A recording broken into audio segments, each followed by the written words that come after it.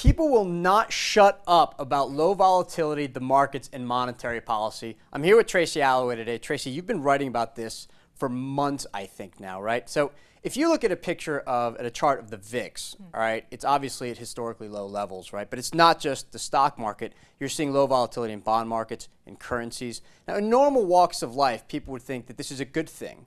Right? Why should we be worried about it when it comes to financial markets? Well, I think the issue here and the thing that people are really starting to get worried about is because volatility is trending so low, and the VIX is at levels that we haven't seen since 2006, 2007, which obviously has very bad connotations.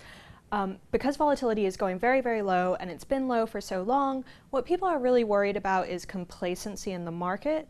And the idea that investors get so complacent that they start borrowing a lot of money to make investments, they start leveraging up their positions, they all enter the same trades all at once, they're all in this sort of rush for yield, and that can have a very bad outcome.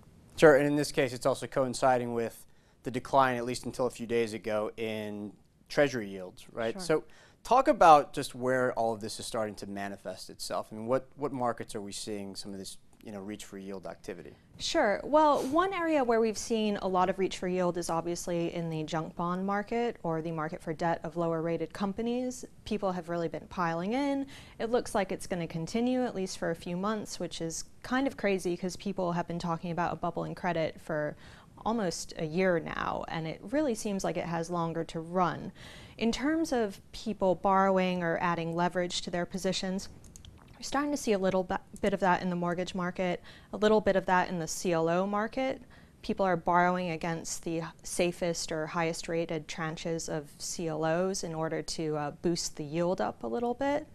That's got to be worrying for regulators, for central bankers, and for anyone really looking at the market. Yeah, and I guess what's interesting about this too is that the consequences aren't going to be limited to just these specific markets.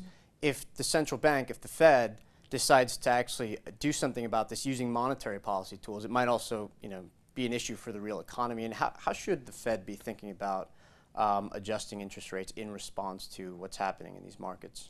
I wish I knew. I think the Fed is in a bit of a tight spot at the moment. They obviously have a mandate to boost the economy and keep unemployment low, but obviously you've heard noises from them about markets overheating. Jeremy Stein was a big proponent or vocalizer of that idea.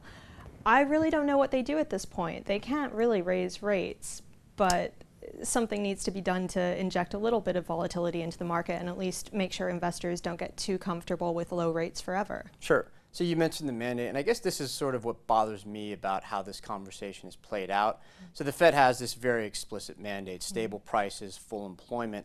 And the problem with the argument that they should tighten policy in response to what's happening in financial markets is that the mandate has absolutely nothing to do with financial stability. The Fed has other regulatory responsibilities and other tools that it can use to deal with that. But the issue here is that the Fed has been missing on both parts of its mandate for a very long time now, for years. And so the argument would have to be that the Fed should deliberately keep missing on its mandate in order to not miss by even more later on, right? That's a very tough argument to make. It risks setting the expectation that the Fed, even in the future, will not carry out its responsibilities to hit its mandate, and that could be a problem if economic agents and if the markets adjust and start to expect a longer term period of lower growth. So in my opinion, I think the burden of proof is very heavily on the people who are saying that the Fed should tighten in response to what's happening in markets. But who knows who's going to win the argument? I think it's still kind of tough to say. Anyways, thanks for joining me this morning. Thanks for having me. All right.